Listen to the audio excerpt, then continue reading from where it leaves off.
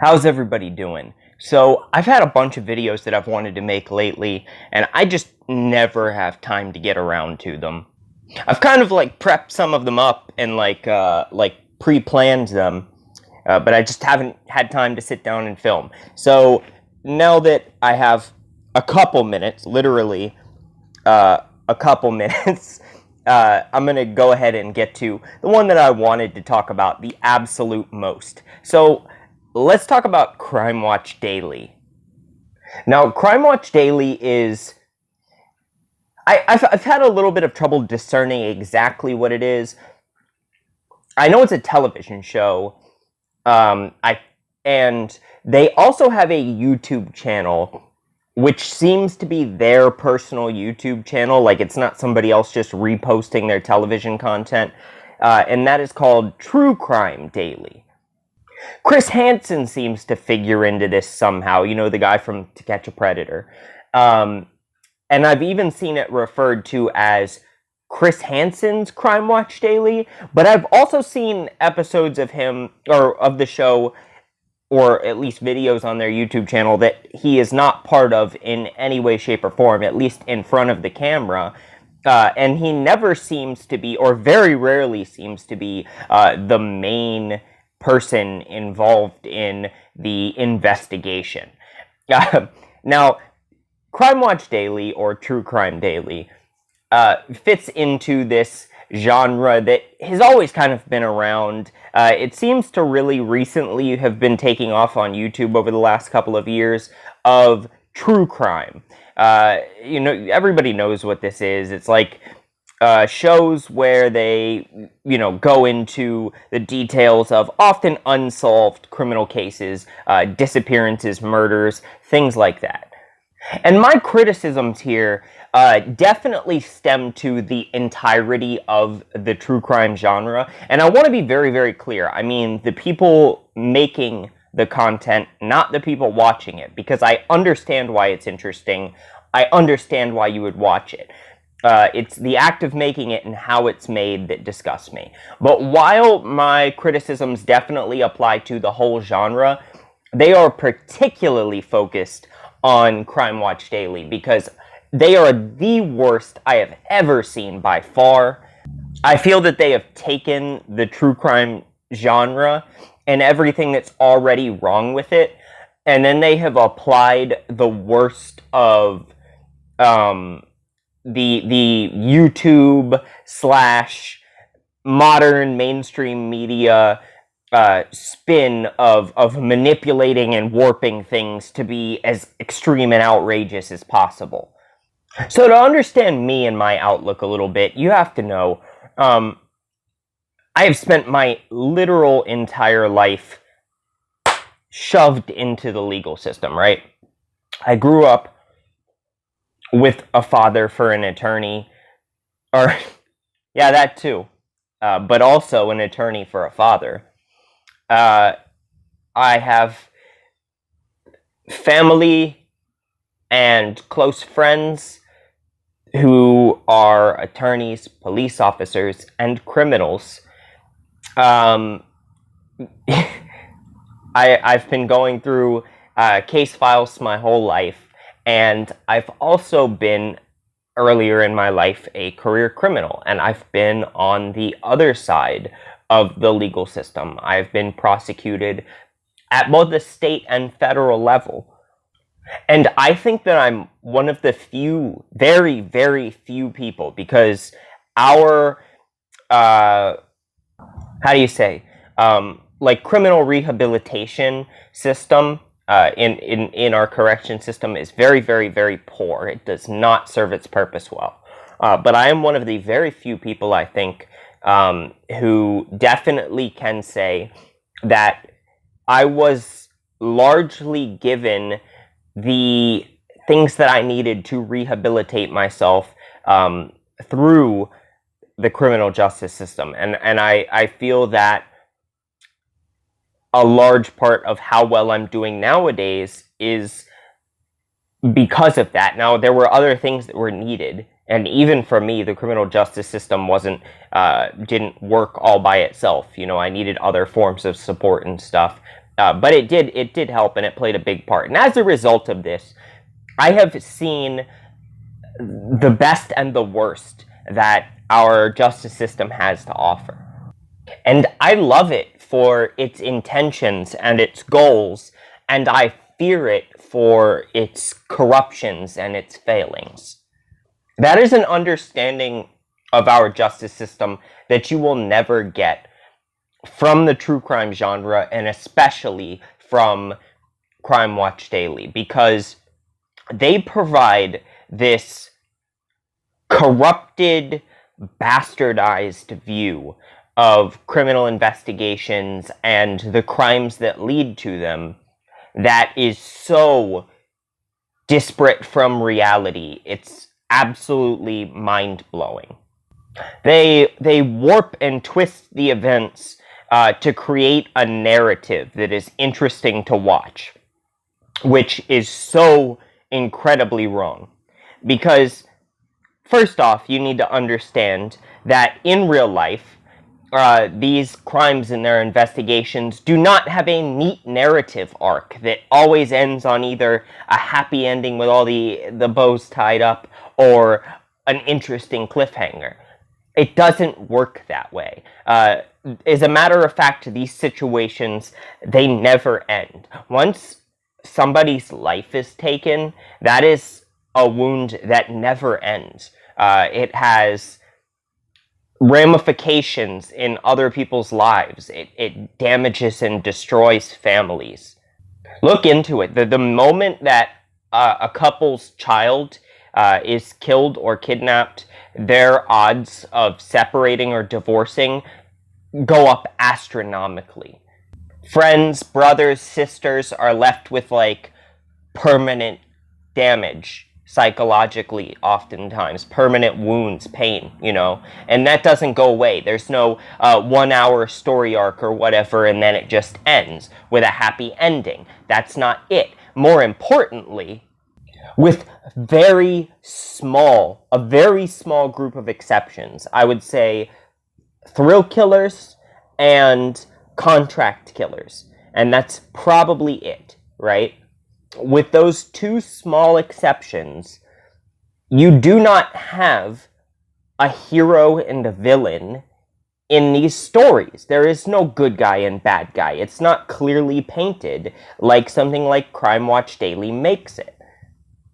Oftentimes, your perpetrators, the people who would take another person's life, are people who are so damaged and destroyed, and who have put themselves in these situations where they just didn't know anything else. They didn't know what else to do. They're broken people.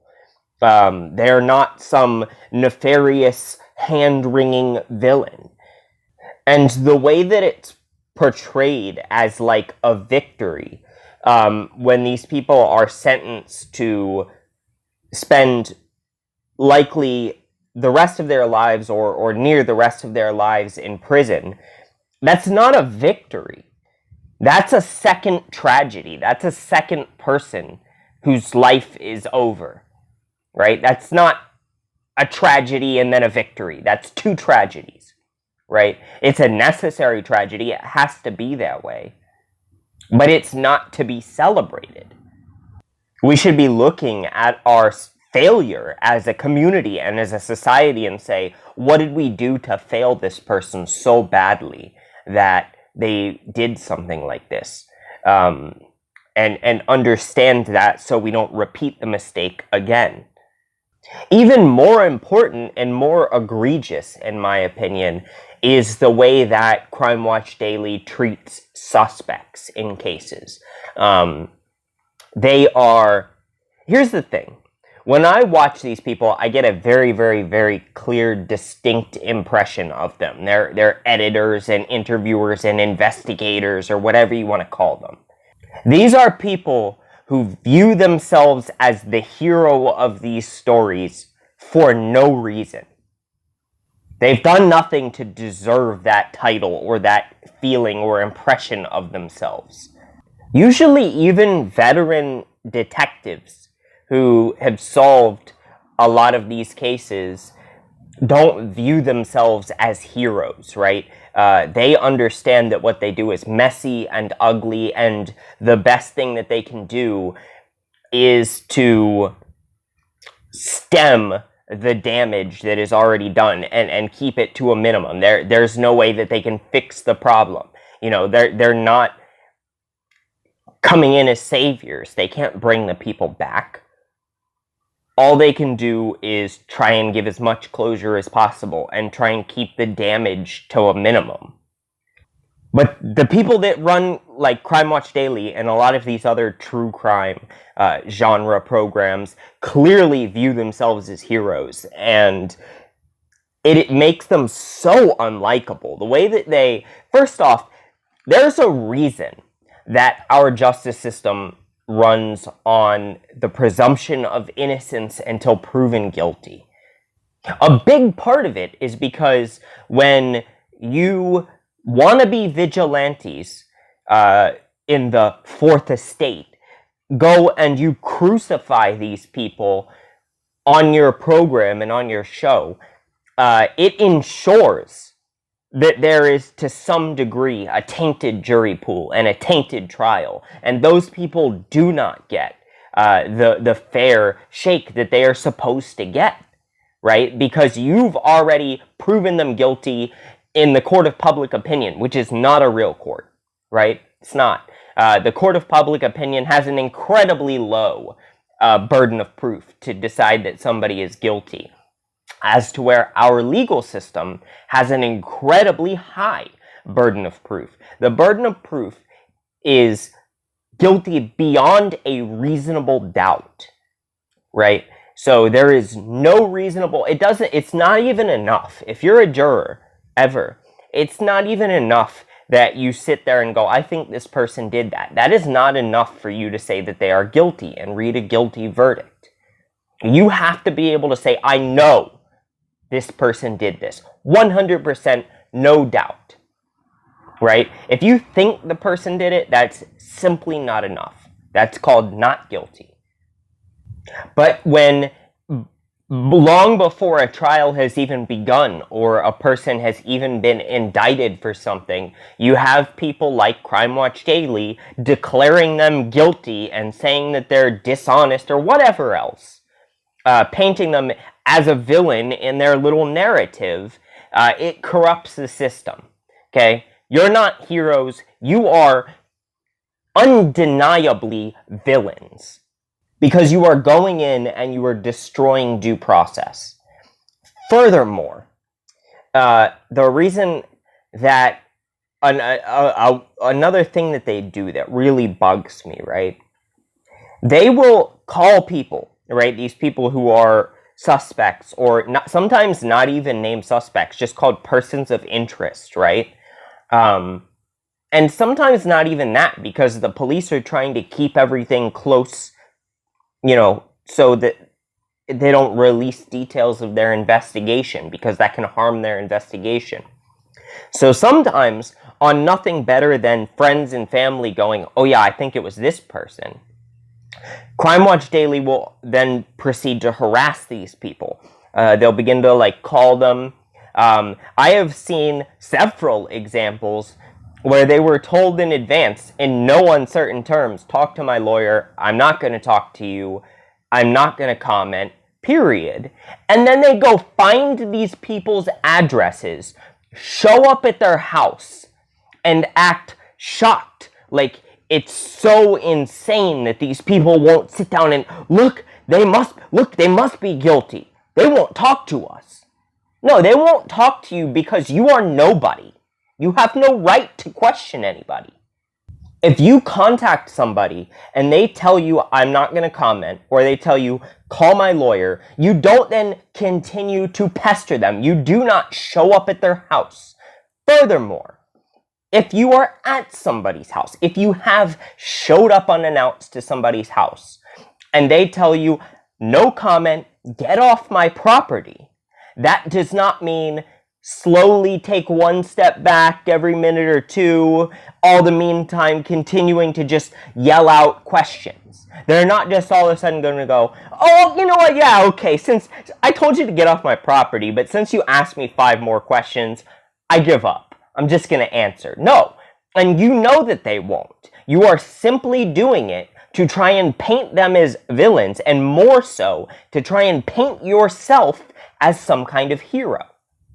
It's disgusting, and it makes you look pathetic. And then they carry this on and use it to vilify people. A perfect example, I don't remember what exactly the case was, right? I watched literally so many of their videos just trying to, like, give them a fair shake before I made this, right? I wanted to give them a fair shake and say, maybe I just saw some bad videos, right? I don't remember exactly what the case was or anything, but there was a specific incident where they showed up at a house where one of these suspects supposedly lived, right? Or they had reason to believe that I remember it was a female, that she lived there, right? And upon getting there, they encountered a couple of people, and they were not the person that these people were looking for. And they said, whatever, so-and-so here. The guy said, no, right? Please leave my property. She rented here. She's not here now. Please leave my property. The guy did not leave and did the same thing like they do this always. Like, they'll, like, take one step back every couple minutes, you know, so they can say, they're kind of leaving, very slowly, and just kept asking question, nonstop. They don't even give people time to answer in between, not that the people want to anyway, because they've clearly already told you to leave. And at the end of all this, they sat down, one of their producers or whatever, sat down with a private investigator who they had been talking to about this case. And the guy says, clearly, you can see that these people are family, because why else would they get so defensive and tell you to get off their property if they weren't family? So, Mr. Private Investigator, first, let me tell you something about private investigators while we're on the topic real quick. Being a private investigator means nothing. Okay, it doesn't make you an expert. There are some great private investigators, retired detectives, super experienced. There are also some private investigators who are not competent enough to work at McDonald's.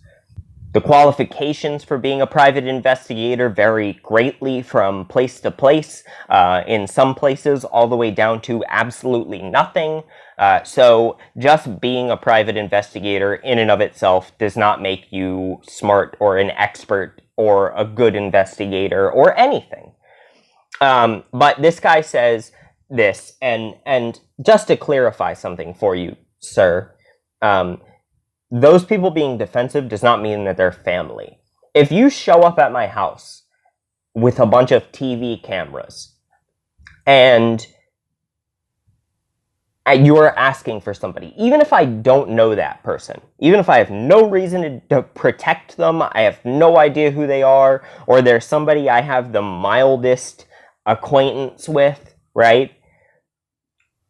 I'm going to tell you, get off my property. After I tell, first I'll answer you nicely, just like that guy did. They're not here. If you continue to pester me, I will then get upset, and I will tell you to get the hell off my property. If you do not do so immediately, as in not slowly back up and keep asking me questions, as in turn around and walk away now, not only will I be very, very upset with you, not only will I immediately call the police, but I will also contact my lawyer and find out if there's any legal recourse that I can take against you. And I will take whatever measures that I need to take to ensure that you can never again come onto my property. Whether I need to file a trespass order or what. And again, to be clear, that's what I would do if it was somebody that I barely knew or I didn't know, let alone if it's somebody who's my family or a close friend. I would say it's incredibly lucky for you guys that you've never encountered the wrong person in a castle doctrine state, because your manner is clearly very aggressive and intentionally intimidating. Because again, you obviously view yourselves as heroes, and anybody who won't cooperate with you as a villain. But you have no right to do so. You're not important. You're not anybody. You're just like any other YouTuber or television personality, right? That's it. You're an entertainer. That's all. That's how much of a hero you are. As much of a hero as PewDiePie, as much of a hero as, I don't know, the guy in the Barney the Dinosaur costume, right? Equal levels of hero, you and them. That's all I gotta say, guys. Don't watch this crap. It's not an accurate portrayal of what criminal investigation or the law is really like, right? If you want interesting take on legal stories, I would recommend going back. There are people who do videos on like really interesting landmark legal cases, even here on YouTube. Legal Eagle is a channel here on YouTube. I don't like the guy who runs the channel, but I cannot deny the fact that his historical cases videos are very, very good, very, very interesting. Watch content like that. Historical cases that have already been decided in a court of law, that there's an outcome. There's a real narrative arc here. More importantly, there's something to be learned, because you can get to know the precedent. These cases are considered landmark for a reason. They establish the precedent of how cases nowadays are decided, because precedent is important in the American legal system. We go back and look how judges and especially appellate courts decided in the past, and we use that for the basis of our decision today, so we don't have to go back and reinterpret and reread the laws every single time, right? Have a great day. Don't forget to like and subscribe. I'll see you in the next video, which hopefully won't be too far in the future, I hope, and peace.